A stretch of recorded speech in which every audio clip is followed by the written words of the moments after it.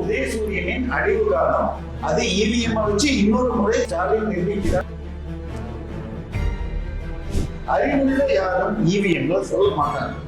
இவிஎம்ல தப்பு இருந்தா 2019 நீங்க எப்படி ஜெயிச்சீங்க, 2021 எப்படி ஜெயிச்சீங்க, 24 எப்படி ஜெயிச்சீங்க?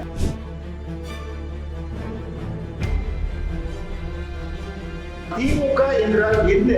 என்னைக்குமே தமிழர் விரோத பாசிச சமூக விரோத கும்பல்ங்கிறத நிரூபிக்கிற மாதிரி நேரத்துல இருந்து அதுல வெளிநடப்பு ரெண்டுக்கு சீல் வைக்கலாம்.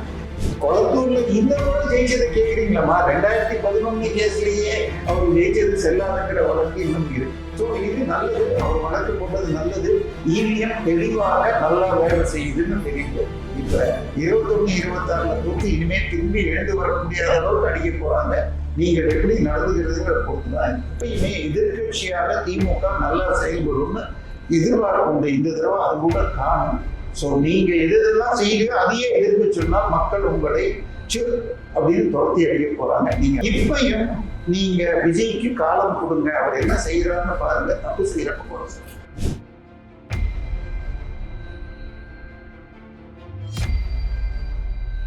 iPlus TV, India's #1 QLED TV.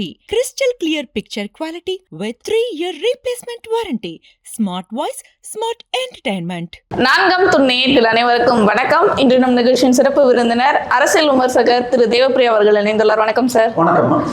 கொளத்தூர்ல மீண்டும் அந்த இவிஎம் மிஷின்களை சரிபார்க்கும் வேலைகள் போயிட்டு இருக்கு. கம்பேக் கொடுக்க போறாரா முன்னாள் முதல்வர் ஸ்டாலின் அவர்கள் அப்படின்ற கேள்வி இருக்கே சார். இல்ல, ஒன்னே ஒண்ணு, இவிஎம்ஐ ஜெயிக்கிறவங்கலாம் ஜெயிச்சா மக்கள், தோத்தா இவிஎம்னு சொல்லிட்டு இருந்தாங்க. ஸோ இவருக்கு யாரோ ஹோப்பு கொடுத்துருக்காங்க, நீங்க இது போட்டா ஜெயிக்கலான்னு.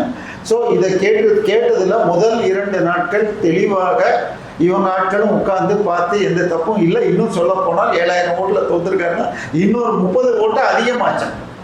ஆனால் அப்படி பிரிக்கிறப்ப 2 மிஷின்ல சீல் இல்லையா, அதை வச்சுக்கிட்டு நேத்துல இருந்து நாங்க அதுல கலந்துக்கலன்னு வெளிநடப்பு செய்யறோம்ட்டாங்க. இப்ப பிரச்சனை என்னன்னு சொன்னால், மக்கள் முடிவை ஏற்கணும். கிட்டத்தட்ட 1 லட்சம் ஓட்டு அங்க நீக்கினாங்க. ஸோ அதுல இருந்து ஒரு 20,000மோ 30,000மோ கள்ள ஓட்டு போட்டதுனால நீங்க ஜெயிச்சிங்களா, இல்ல இந்த முறை மக்கள் மாற்றம் வேணும்னு விஜய்க்கு போட்டிருக்காங்களா? ஏன்னா கிட்டத்தட்ட பெரம்பூரை ஒட்டி உள்ள விஜய் பெரம்பூர்ல இருந்தார். அந்த பக்கம் மாதவரத்துல ஐஎஸ்டி லீட்ல அவர் நல்லா ஜெயிச்சிருக்காரு. இந்த பக்கம் நீங்க போடுறதுல தோத்துருக்கீங்க. ஸோ இது ஒரு ஸ்போர்ட்டிவா ஏற்றுக்கணும். ஏற்கனவே 2 முறை நீங்க தோத்துருக்கீங்க. அப்படி இருக்கிறப்ப இது ஸ்போர்ட்டிவா ஏத்துக்காம இது பண்ணீங்க. சரி, இப்ப இவிஎம் கரெக்டுன்னு ப்ரூவ் பண்ணாம வெளிநடப்பு செய்றீங்க பாருங்க. செந்தில் பாலாஜி கைதுன்னப்ப என்ன பண்ணாரு? பேண்ட்ல ஈரம் பண்ணாரு. கருணாநிதி என்ன பண்ணாரு? கைதுக்கு வந்தா சன் டிவியை கூப்பிட்டு கொள்றாங்களேன்னு டப்பிங் பண்ணி ஒரு டிராமா பண்ணீங்க. அதை பண்ணாம இப்ப வெளிநடப்பு செஞ்சு நீங்க அவமானப்படுறீங்க. இதுல இன்னொன்னும் தெளிவாகுது, இவிஎம்ல எந்த டேம்பரிங்கும் கிடையாது. 2014 தேர்தலில் இருந்து இவிஎம்மில் விவிபேட்னு சொல்லி நீங்க போடுற ஓட்டு யாருக்கு போடுறீங்கன்னு நீங்களே பார்க்க முடியும். அந்த சிம்பிள் பேப்பர் கீழே வந்துடும். 1000 மிஷினுக்கோ 10,000 மிஷினுக்கு 2 மிஷினை செக் பண்றாங்க. இது வரைக்கும் இந்தியா ஃபுல்லா நடந்த எந்த தேர்தலும் தப்பு வரல. ஸோ இவர் ஆனால் மிஷின்ல தப்பு இருக்குன்னு கேட்டால் ஓட்டு போட்டு 7 நாளைக்குள்ளேயே ரிக்வெஸ்ட் பண்ணி பணம் கட்டினா பண்ணுவாங்க. இப்போ அதை செக் பண்ணதுல தெளிவாக ஓட்டிங் மிஷின் கரெக்டா ஒர்க் பண்ணதுன்னு ப்ரூவ் ஆயிருக்கு. அதற்கு நாம் ஸ்டாலினுக்கு நன்றி சொல்லுவோம்.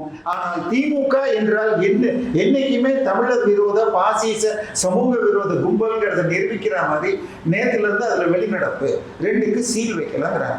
இப்ப எண்ணி முடிச்ச மிஷினை திருப்பி கயிறு கட்டி சீல் வைக்கணும், லைட்டா வைக்கலாங்கிறாங்க. இப்ப அந்த மிஷின்ல முதல்ல பூத்திலேயே கையெழுத்து போட்டு உங்க ஏஜென்ட் கையெழுத்து போட்டிருப்பான். இந்த பூத்துல 1300 ஓட்டு விழுந்தது, 700 ஓட்டு, அதுல 400 ஓட்டு விஜய்க்கு, 300 ஓட்டு ஸ்டாலினுக்கு, 20 ஓட்டு அதிமுக. அது மாதிரி இருந்தா தப்புன்னு சொல்லலாம். அது எதுவுமே மாறலங்கிறப்ப திமுக இப்ப 2 நாளா நேரத்துல இருந்து கலந்துக்கலன்னு சொன்னால் அவர்கள் மக்கள் விரோதிகள்னு நியமிக்கிறாங்க. விஜய் கொளத்தூர்ல இந்த முறை ஜெயிச்சதை கேட்குறீங்களா? 2011 கேஸ்லயே அவர் ஜெயிச்சது செல்லாதுங்கிற வழக்கு இன்னும் இருக்கு. ஸோ இது நல்லது, அவர் வழக்கு போட்டது நல்லது. இவிஎம் தெளிவாக நல்லா வேலை செய்யுதுன்னு தெரியுது. ஸோ இவிஎம் மக்கள் எப்பெல்லாம், அதாவது 96 எலெக்ஷன்ல தான் முதல்ல நமக்கு ஓட்டர் ஐடி கொடுத்தாங்க. அதுல இருந்து இன்னைக்கு வரைக்கும் காங்கிரஸால 20% ஓட்டை தாண்ட முடியல. ஆனா பிஜேபி ஓட்டு வளர்ந்து கிட்டத்தட்ட 38% போயிருக்கு. ஸோ திமுக இந்த முறை 24% தான் உதயசூரியன்ல வாங்கியிருக்கு. ஸோ உதயசூரியனின் அழிவு காலம் அது இவிஎம் வச்சு இன்னொரு முறை ஸ்டாலின் நிரூபிக்கிறார். நன்றி. ஆனா இதுலயே வந்து பல சந்தேகங்கள் இருப்பதாகவும் கிட்டத்தட்ட 19 சந்தேகங்கள் மேல இருக்கு இந்த வாக்கெடுப்புல. தாராளமா சொல்லிக்கணுமா, நீங்க உங்க பேண்ட்டை ஈரம் பண்ணிக்கிறதுக்கு உங்களுக்கு உரிமை இருக்கு. அறிவுள்ள யாரும் இவிஎம்ல சொல்ல மாட்டாங்க. இவிஎம்ல தப்பு இருந்தா 2019 நீங்க எப்படி ஜெயிச்சீங்க, 2021 எப்படி ஜெயிச்சீங்க, 24 எப்படி ஜெயிச்சீங்க, எல்லாமே ஓட்டிங் இதை வச்சுதான் நடந்துச்சு. சோ நீங்க தோத்தா இவிஎம் சரியில்லை, ஜெயிச்சா இது வந்து மக்கள் போட்டாங்கன்னா இது பைத்தியக்காரத்தனம். இதெல்லாம் கடந்து போகுமா? உங்களுக்கு எலெக்ஷன் கமிஷன் வாய்ப்பு கொடுத்து ஐயா இந்த மிஷினை மாத்தி ஓட்டு போட முடியும்னு நிறுவீங்கன்னு ஒரு வாரம் வச்சாங்க. எந்த கட்சியும் வராம வெளியில பூ வருது, சூரியனை பார்த்து ரோட்ல ஏதோ குறைக்குதுன்னு அந்த மாதிரி வேலை. இது மக்களுக்கு இவிஎம் மேல் இன்னும் அதிகம் தான் நம்பிக்கையை உருவாகும். ஆனா இத்தனை இடத்துல நிறைய இடத்துல திமுக வந்து தோல்வியை தழுவி இருக்கு. ஆனா கொளத்தூர்ல மட்டும் மெயினா இந்த இவிஎம் மிஷின் செக் பண்றாங்க அப்படின்னா அப்ப ஏதோ ஒரு அங்க நடந்திருக்குன்ற அந்த அறிகுறி தெரியவே தானே சார்? இல்ல கொளத்தூர் மாத்திரம் இல்ல, இன்னும் 2-3 தொகுதியில 5 தொகுதிகள் கிட்ட கேட்டிருக்காங்க. அதுலயும் கரெக்டா தான் இருக்கு. ஆனால் இவர்கள் பொய்யை பரப்பிட்டு இருக்காங்க. பிரச்சனை நீங்க மக்களுக்கு என்ன பண்ணீங்க இந்த 5 வருஷத்துல? ஏதாவது ஒரு நல்ல திட்டம் சொல்லி. கொளத்தூர்ல நிறைய பில்டிங் கட்டினாங்க, ஆனா இந்த ரோட்ல தண்ணி நிக்கிறது குறைஞ்சிருக்காங்க. மழை பெஞ்ச பக்கத்துல தண்ணியில அங்க தீ எரிஞ்சு வியாசர்பாடியில இருக்குது. இங்க வந்து இவர் கலந்துக்கிட்டு இவருக்கு இது ஸ்டுடியோல எக்ஸ்ட்ரா நடிகையில வச்சு டான்ஸ் ஆடுறதுக்கு சேகர் பாபு வைக்கிறாரு. ஸோ கபாலீஸ்வரர் கோயில் காசை எடுத்து குளத்தூர்ல காலேஜ் கட்டணும். இதுக்கெல்லாம் கடவுளும் மக்களும் உங்களுக்கு தேவையானதை கொடுத்துட்டாங்க. நீங்க இவிஎம் மேல குறை சொன்னா நீங்க ஆட தெரியாத டான்சர், இது மேடை போனதும் அதுதான். ஆனா இப்ப அதே கேள்வி வந்து தாவைக்கா ஆட்சியை பார்த்து கேட்க ஆரம்பிச்சிருக்காங்களே. தாவைக்கா என்ன பண்ணுச்சு? ஸ்டிக்கர் மாடல் மாதிரி ஸ்டிக்கர் தான் ஒட்டிட்டு இருக்கீங்க, எல்லாத்துக்கும் பெயர் மாற்றம் தான் பண்ணிட்டு இருக்கீங்கன்ற கேள்வியும் தமிழ்நாட்டுல பண்ணப்படுற பெரும்பாலான திட்டங்கள் மத்திய அரசினுடைய திட்டங்கள். நீங்க நேரடியா மத்திய அரசு திட்டத்தை இம்ப்ளிமெண்ட் பண்ணா காசு ஃபுல்லா அந்த காசுல பண்ணலாம். ஆனா நீங்க வேற பேரை வச்சுக்கிட்டு திருப்பி பண்ணா ஏற்கனவே கடன் வாங்கி செஞ்சிட்டு இருக்கிற அது நடக்கும். இப்ப உதாரணமாக இது மக்கள் முதல்வன் இது மக்கள் மருந்தகம்னு சொல்லி 10 வருஷமா இருக்கு. நான் கூட மாசம் அங்கதான் வாங்குறேன். ஆனா முதல்வர் மருந்தகம் இவர் ஆரம்பிச்சாரு, 90% கடையே முடியாச்சு. சரியா?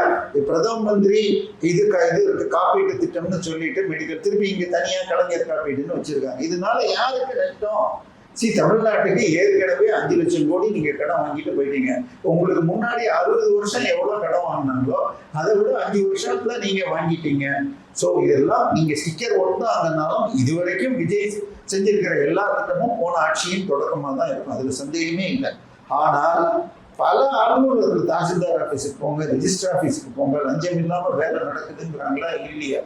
ஸோ அதே மாதிரி பள்ளி கல்வித்துறையில ஒரு லைசன்ஸுக்கும் 300 கோடி வருஷத்துக்கு இது உதயநிதியுடைய ரசிகர் மன்ற தலைவருக்கு வாங்கி கொடுத்தேன்னு அரசுகுமார் இப்ப குற்றச்சட்டத்துல இருக்காரா இல்லையா?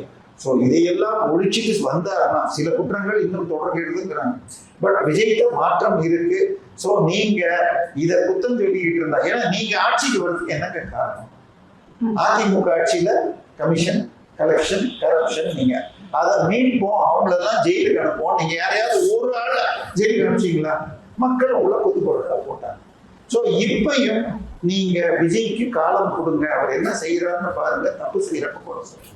நீங்க மத்திய அரசு திட்டத்தை காப்பிடுச்சு, அவங்க உங்க திட்டத்தை அவங்களுதுன்னு சொல்லிக்கலாம்.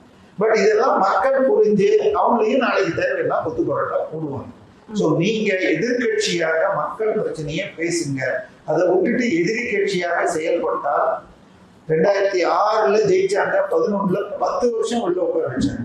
இப்ப 21, 26 தோத்து இனிமே திரும்பி எழுந்து வர முடியாத அளவுக்கு அடிக்க போறாங்க. நீங்கள் எப்படி நடந்துக்கிறதுங்கிற பொறுத்து தான் இருக்கு. ஆனா இப்ப இந்த இவிஎம் மிஷின் சரிபார்ப்புன்றது திமுகவுக்கு எந்த அளவுக்கு கை கொடுக்கும்னு நினைக்கிறீங்க சார்? ஏன்னா திமுகவுடைய பெரிய ஒரு செட்பேக்கா அமைஞ்சது வந்து ஸ்டாலின் அவர்களுடைய தோல்வி. இப்ப இந்த இவிஎம் மிஷின் வந்து அது கை கொடுக்குமான்ற மாதிரி ஒரு கேள்வி இருக்கு. கண்டிப்பாக இது 2 நாள் அவங்க சேனல்ல பேசுறதை தாண்டி எதுவும் கை கொடுக்காது. இவிஎம் மிஷின் எலெக்ஷன் கமிஷன் அத்தனையும் இது முன்னாடி வீடியோ முன்னாடி எடுக்கிறாங்க. இவங்க சொல்லி இருக்கிறது என்னன்னா, எண்ணி முடிச்சதுக்கு அப்புறம் திருப்பி மூட்டையில போட்டு கட்டி வைக்கிறப்ப சீல் வைக்கணும். 14 மிஷின்ல 2 மிஷின்ல சீல் இல்லை. ஆனால் அந்த மிஷின்ல பூத்துல என்ன கணக்கு வந்ததோ, என்றப்ப என்ன கணக்கு வந்ததோ மாறலன்னா அது சீல் வைக்கிறப்ப லேசான மிஸ்டேக். இதை பெருசு பண்ணி வளர்றதுனால எதுவும் நடக்காது. திமுக 50 வயசுக்கு மேல இருக்கிற கிழவங்க கூட்டத்தான் வாங்கிட்டு இருக்கு. ஜென்சி கூட்டம் நடத்திட்டு நாங்கெல்லாம் கொத்தடிமைகள் அது கொண்ட கொத்தூசா சொல்லிட்டு அதுவும் காமெடி ஷோவா தான் போயிட்டு இருக்கு. ஏற்கனவே கட்சிக்கு எதிர்கட்சி தலைவரா ஒரு காமெடி நடிகரை தான் போட்டிருக்கீங்க. ஸோ இது இன்னும் மேலும் மேலும் உங்களை சிறுமைப்படுத்தி கொண்டு மக்கள் மனதிலிருந்து வெளியில போக போறீங்க. ஆனால் எப்பயுமே எதிர்கட்சியாக திமுக நல்லா செயல்படும்னு எதிர்பார்க்க இந்த தடவை அது கூட காணும். ஸோ நீங்க எதெல்லாம் செய்யுங்க அதையே எதிர்க்க சொன்னால் மக்கள் உங்களை அப்படின்னு துரத்தி அடிக்க போறாங்க. நீங்க அதுக்கு தான் வேலை செய்கிறீங்க. இவிஎம்ல எந்த வித குறையும் இதுவரைக்கும் இருப்பதாக தகவல் இல்லை. இவிஎம் செக்கிங் முழுக்க வீடியோல ரெக்கார்ட் பண்றாங்க. நாளைக்கு நீங்களும் நானும் ஆர்டிஐல கேட்டாலும் அதோடைய டிரான்ஸ்கிரிப்டா வாங்க முடியும். ஸோ இவங்க வந்து அது தப்பு இருக்கு 19, 50, 100, 200 கூட குறை சொல்லிட்டு இருக்கலாம். ஆனால் அதுல எந்த பிழையும் இல்லை என்பது வீடியோ ரெக்கார்டிங்ல எலெக்ஷன் கமிஷன். ஆனா இப்ப திமுக என்ன மைண்ட் செட்ல இருக்காங்க சார்? ஏன்னா இந்த வழக்கு போட்டிருக்காங்க. இப்ப மறுபடியும் ஸ்டாலின் அவர்களை இதுக்குள்ள கொண்டு வரணும், சட்டசபைக்குள்ள போக வைக்கிறதுக்கான வேலையில வந்து திமுக பாக்குறாங்களா? இடைத்தேர்தல் போறதுக்காக அவருக்கு ஐடியா இல்லை. அங்க போனால் அவருக்கு ஒன்றும் பெரிய மரியாதை கிடைக்காதுன்னு தெரியும். ஆனால் மக்கள் மனதில் நாங்க தோக்கல இவிஎம் அப்படின்னு ஒரு பொய்யை கலப்ப பாக்குறாங்க. அது ஏற்கனவே பூமராங் ஆயிடுச்சு. அதனாலதான் நேற்றிலிருந்து அவர்கள் அந்த இவிஎம் செக்கிங்க்கு போகாம இருக்காங்க. ஸோ இது இன்னும் தெளிவா. இப்ப நீங்க சொல்றத பார்த்தா கீழே விழுந்தாலும் மீசையில மண் ஓட்டாத மாதிரி இருக்காத மாதிரி பண்றாங்க. மீசையில மண் ஓட்டல, கீழே விழுந்தது சேர்த்துக்குள்ள போயிட்டே இருக்காங்க. அவங்க எழுந்து நேற்றுக்கு ஒரு அமைச்சர் இதுல இது பண்றப்ப கையில் இருக்கும் போட்டியில கீழே விழுந்துட்டு அப்புறம் எழுந்துட்டு தைரியமா வந்த இவங்க இன்னும் சாக்கடைக்குள்ள கீழே சேர்த்துக்குள்ள போறாங்க. இதுதான் நடக்குது. நீங்கள் 4 மாசம் அவரை விட்டுட்டு தப்பு செய்யறப்பெல்லாம் சுட்டி காட்டுங்க. அதை விட்டுட்டு உங்க காலத்துல நடந்த தப்பை எல்லாம் திருப்பி அவர் மேல போடுறது. அவர் எப்படி அவங்க திட்டத்தை உங்க திட்டத்தை சொல்லிக்கிறாங்களோ அதே மாதிரி தினகரன் பேப்பர்ல பாத்தீங்கன்னா எல்லா ஊழலையும் திமுக காலத்து ஊழல் தான் சொல்றாங்க. இப்போ உதாரணமா அந்த மதுரையில ஒரு 60 கோடி நிலத்தை யாருக்கோ கொடுத்துருக்காங்கன்னா அது உங்க பீரியட்ல நடந்தது. பழனியில 100 கோடி 2 கோடியே உங்க காலத்துல எல்லாம் முடிஞ்சு ரிஜிஸ்ட்ரேஷன் தான் இந்த காலத்துல நடக்குது. அதுல சாட்சி கையெழுத்து போட்டிருக்கட்டும் திமுக வட்ட செயலாளர் தான். ஸோ தெளிவாக மக்கள் திமுகன்னா என்னன்னு புரிஞ்சுக்கிட்டாங்க. நீங்கள் நிதானமாக டைம் கொடுத்து செயல்பட்டால் திருப்பி நிமிரலாம், இல்லைன்னா சேர்த்துக்குள்ளதான் அமிழ போறீங்க. இவிஎம் பேசி ஒன்றும் நடக்காது.